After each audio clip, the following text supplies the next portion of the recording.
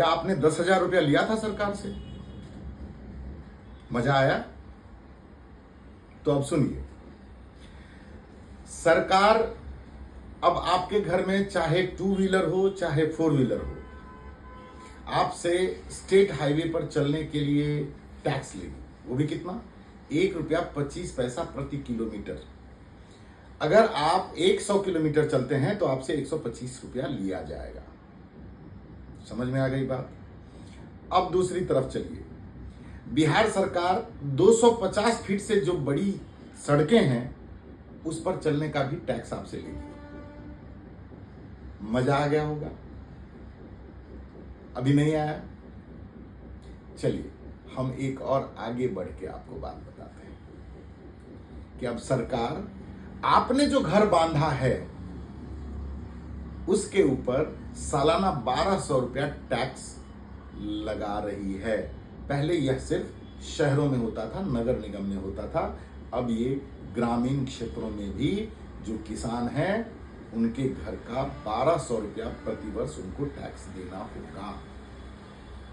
अब आपको मजा आया होगा। अभी तो बहुत सारी चीजें बाकी हैं जो आपके साथ होना है। इधर सरकार एक दारूबंदी के गलत फैसले का बचाव करने के लिए जनता के ऊपर इतना बोझ डाल रही है कि अब जनता त्रस्त हो रही है धीरे धीरे। एक शराब बंद होने की वजह से ना तो जो भी बड़ी शादियां होती है वो बिहार में हो रही है, ना तो कोई फैक्ट्री यहां पे आ रहा है, ना तो पर्यटन में कोई सुधार है और ना तो राजस्व में वृद्धि हो रही है। बस एक शराब चालू करने से बिहार की समृद्धि वापस आ जाएगी और बिहार सरकार वो काम नहीं कर रही। क्यों? क्योंकि ईगो है, एटीट्यूड है कि हमने बंद किया था तो हम चालू कैसे कर सकते हैं। अरे महाराज, जिन औरतों के लिए आपने बंद किया था उसके पति पहले 150 में दारू खरीद के पी रहे थे, अब 300 में दारू खरीद के पी रहे हैं।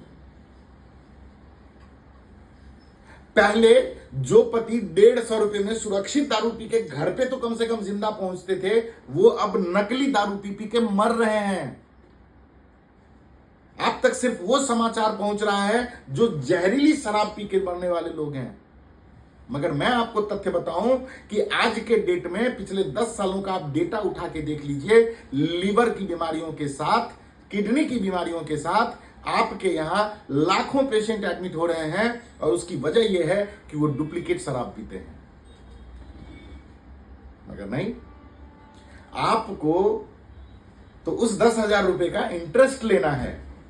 और हम बिहार के लोग जो अपना वोट बेचते हैं, जिसने 10,000 रुपए में अपना वोट बेचा, अब 5 सालों तक इसकी कीमत चुकाएंगे। है ना मजेदार बात? Thank you.